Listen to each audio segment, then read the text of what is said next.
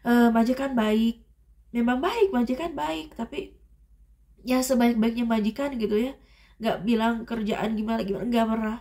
Sampai badan aku kurus, aku bilang ke ibu, aku baik-baik aja.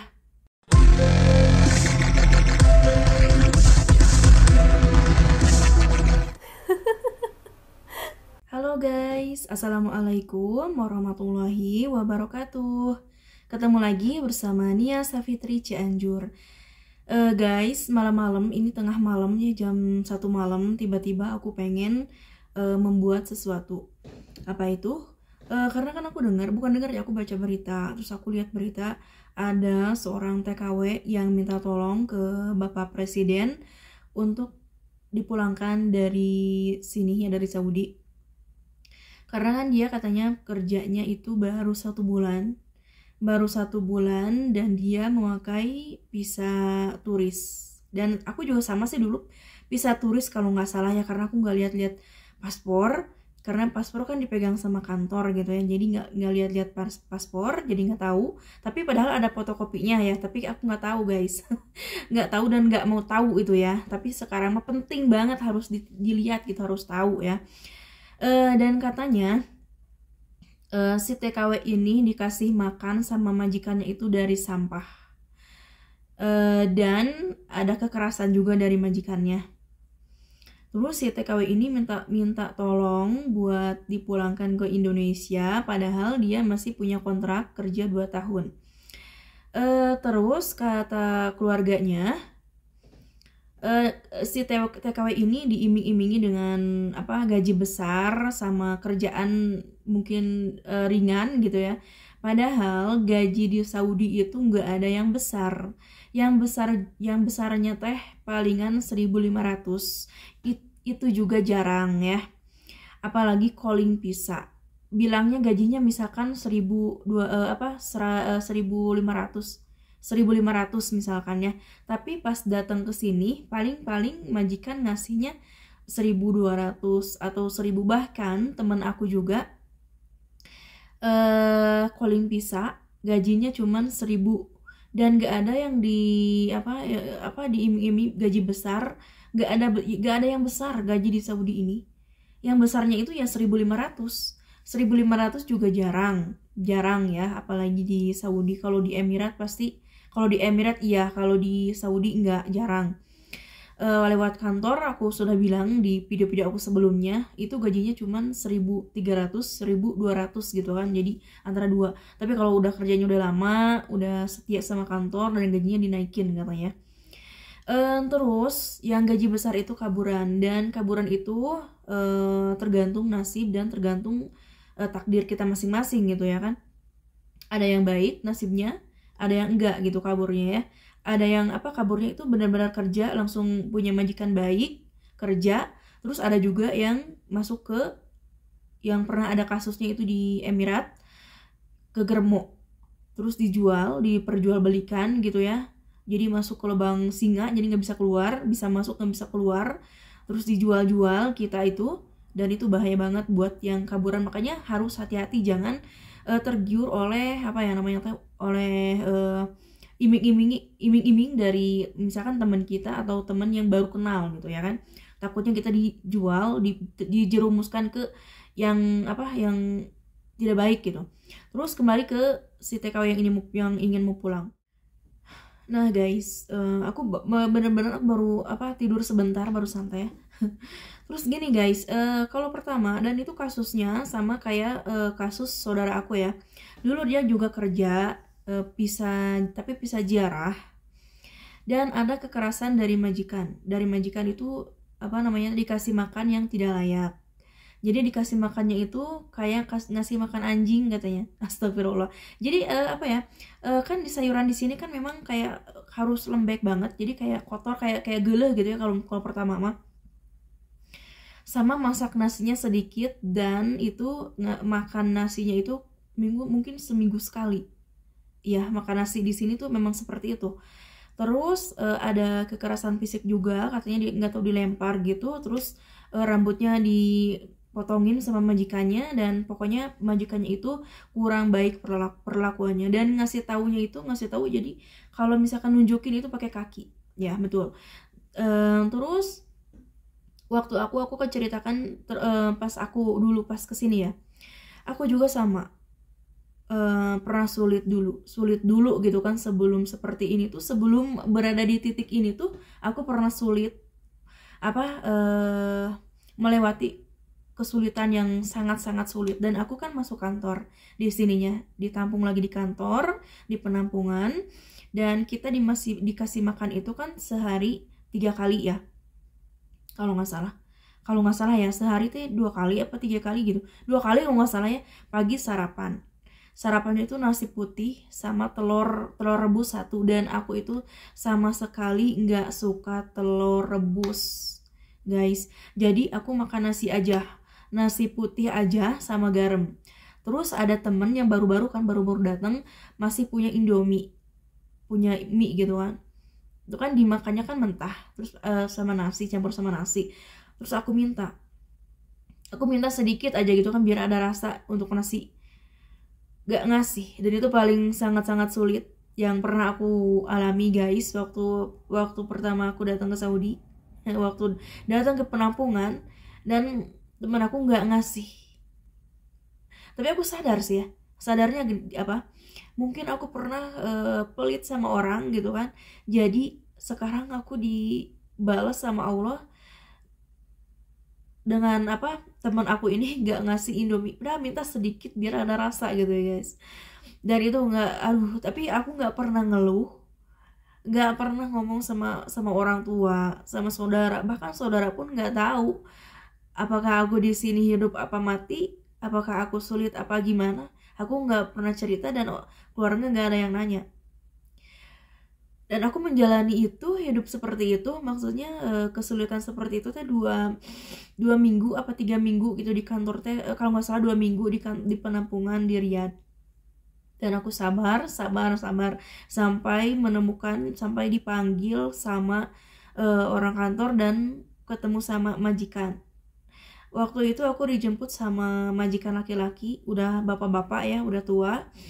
Terus masuk ke mobil, dan si bapak itu kan nanya ya, dan aku nggak tahu sama sekali bahasa, karena kan nggak di PT nggak belajar dulu, nggak dikasih tahu, cuman beli buku 10.000 kalau nggak salah waktu itu, dan aku cuma bawa buku itu dan hanya tahu yang penting-pentingnya aja gitu. Ditanya punya anak berapa gitu kan, dan aku tahu tapi aku nggak bisa jawab gitu ya gimana gitu. Terus datang ke rumahnya, dan pas lihat rumahnya besar banget, 3 lantai dikerjakan sendiri. Dan pas masuk ke rumah majikan itu dikasih makan dulu kan, terus aku dikasih kamar. Kalian tahu, kamarnya itu barengan sama WC. Jadi si WC-nya itu nyatu bersama kamar gitu, gimana ya. Jadi kalau misalkan yang normal mah kan bisa dipakein pintu ya, terus ini kamar mandi gitu kan, pakai pintu, pakai dihalangin gitu ya. Ini mah enggak guys. Jadi si tembok kamar mandinya itu cuman mungkin selutut, jadi nggak sampai ke atas selutut. Dan itu kamar mandi, ini kamar mandi, misalkan ini kamar mandi, ini kamar tidur, jadi kasur sama kamar mandi itu berdampingan. Dan makanya aku takut waktu itu karena kan memang aku tuh takut banget sama horor. Dan aku sampai beberapa bulan, dan aku punya HP itu cuman karena dari Indonesia bawa HP Cinit ya, HP Nokia yang jadul. Terus nggak punya nomor Saudi, jadi masih pakai nomor Indonesia. Dan aku nggak bisa ngehubungin ke orang rumah gitu. Terus kalau bisa juga kalau misalkan dikasih pulsa dari Indonesia gitu, kadang minta tolong dikirimin pulsa buat telepon orang tua gitu kan, buat telepon anak. Padahal karena kan aku ninggalin anak yang masih bayi guys, umur mau jalan 9 bulan waktu itu, dan aku kan pengen tahu kabarnya gimana, minum susunya gimana gitu kan. Itu 1 bulan aku bertahan gak punya HP, gak punya kartu. Nah setelah, karena kan majikan tahu aku nggak punya kartu, nggak punya HP buat nelpon gitu kan, nggak punya kartu. Terus dikasih handphonenya majikan, itu jarang ngasihnya, jarang. Terus nelpon ke ibu waktu itu, dan aku bilang aku baik-baik aja, padahal aku merasakan kesulitan pekerjaan yang memang berat ya, karena baru kerja, rumah 3 lantai, terus gede banget rumahnya. Terus takut sama majikan laki-lakinya. Terus aku bilang sama ibu waktu itu, makan baik bagus, padahal aku makan nggak bisa guys. Tapi aku memaksakan makan karena makannya kan nggak enak, makanannya nggak enak. Terus ini apa gitu kan, terus kan dikasih jatah makannya gitu kan, masak nasi juga kan nggak setiap hari. Tapi aku berusaha kuat, makan yang ada gitu, makan yang dikasih, walaupun dikasihnya cuma sedikit. Misalkan aku makan, dan aku bilang ke ibu, aku baik-baik aja, aku nggak pernah ngeluh, nggak pernah bilang aku kesusahan, nggak pernah bilang aku kesulitan. Aku bilang baik-baik aja. Aku bilang majikan baik, memang baik, majikan baik, tapi ya sebaik-baiknya majikan gitu ya, nggak bilang kerjaan gimana, nggak pernah. Sampai badan aku kurus, kekurangan makan karena kan aku nggak bisa keluar juga, nggak bisa ngomong. Makan kan, kalau kita kan makan nasi kan harus setiap hari. Ini kan nasi nggak setiap hari. Sampai kalau pagi-pagi ya, kalau pagi-pagi bangun, aku jam 7 udah kerja. Nyuci hos, kan di sini namanya hos, kalau di kita mah garasi. Tapi kan garasi itu kan sekeliling rumah itu kan pakai diubin, pakai keramik. Terus benteng rumahnya kan besar, tinggi gitu kan. Jadi aku tuh harus membersihkan itu setiap hari, 2 hari sekali misalkan kalau kotor, dan disapu, bukan pakai air, disapu, karena air kan di sini mahal katanya.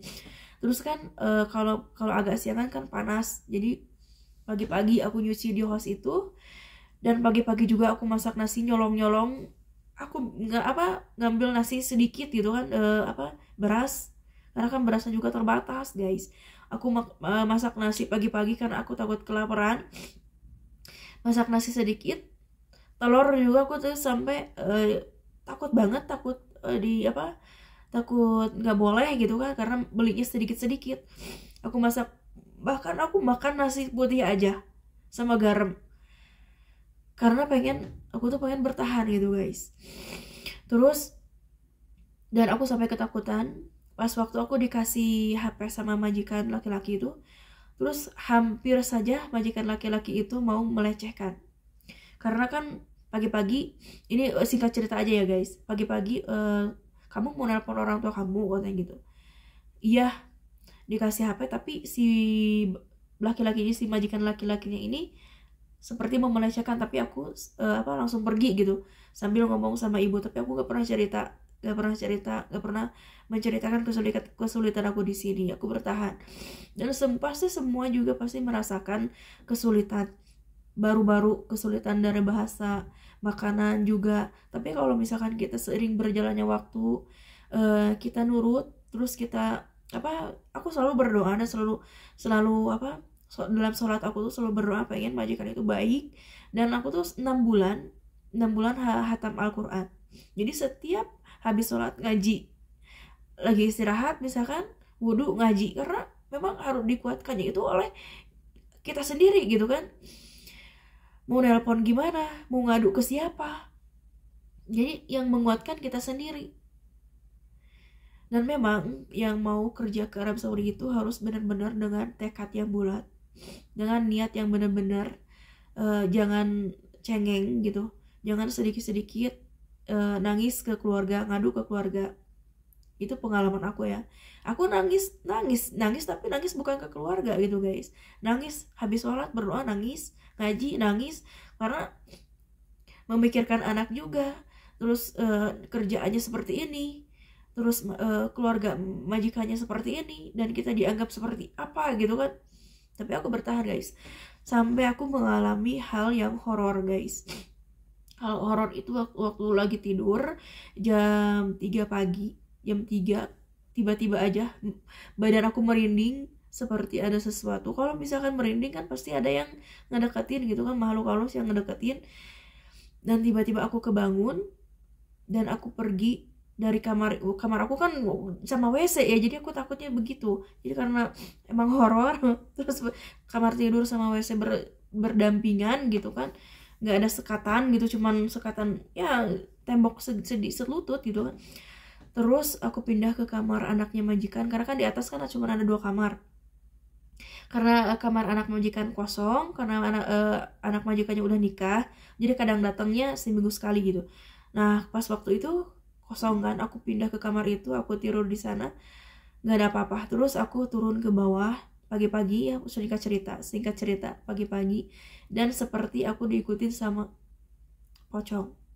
Allahu Akbar kan, horor banget. Jadi mungkin halusinasi aku sendiri atau nggak tahu gimana, dan aku sampai kayak orang sakau gitu ya, mungkin kayak orang gimana sih, orang linglung gitu, keluar rumah padahal itu udah jam 7 pagi.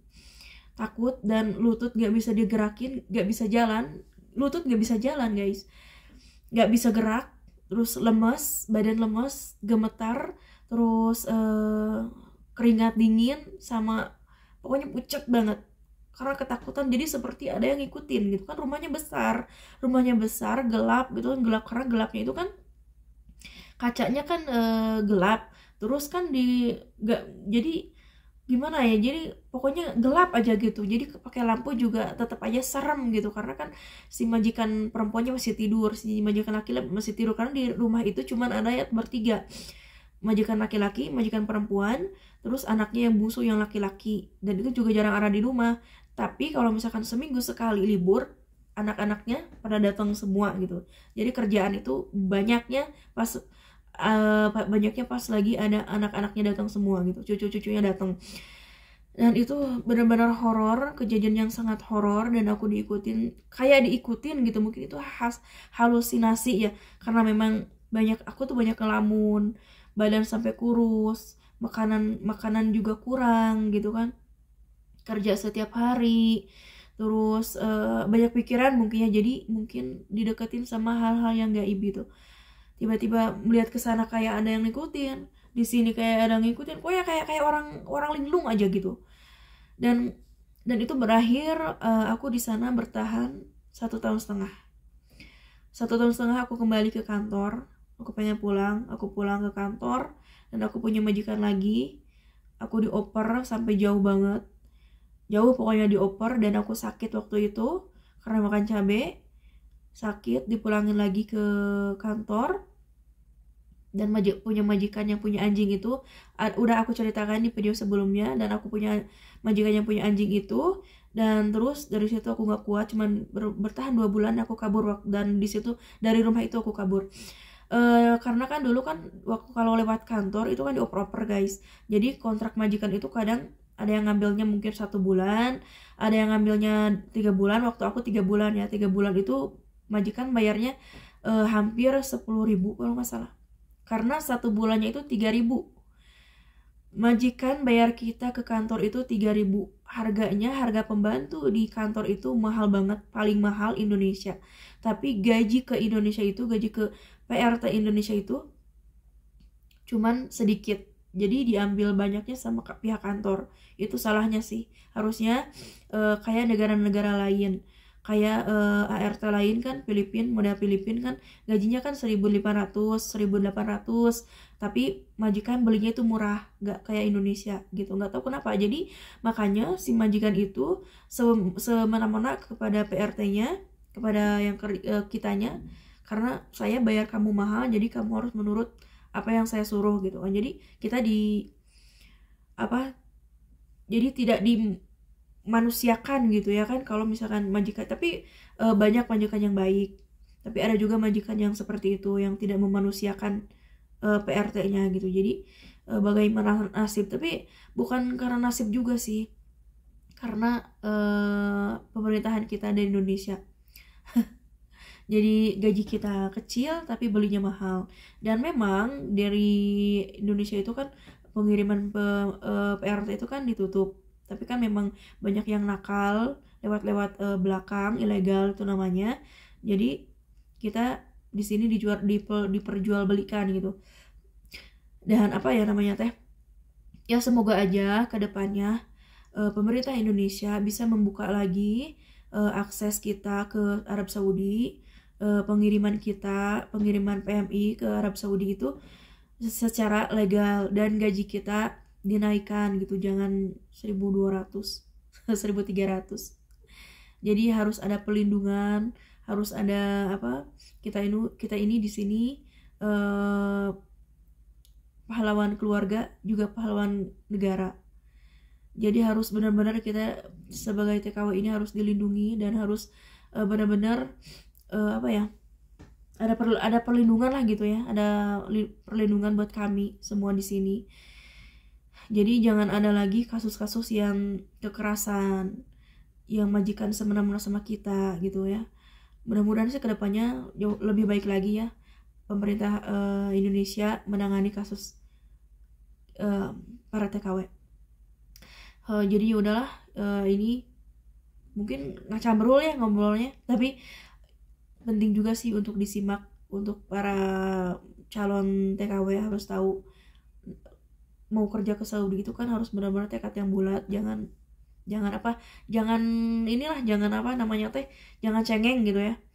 Kalau misalkan ini sebulan 2 bulan kan baru sebulan 2 bulan, tapi kan kalau kesananya pasti majikan juga akan baik, kita juga baik ke majikan, dan majikan juga akan baik ke kita.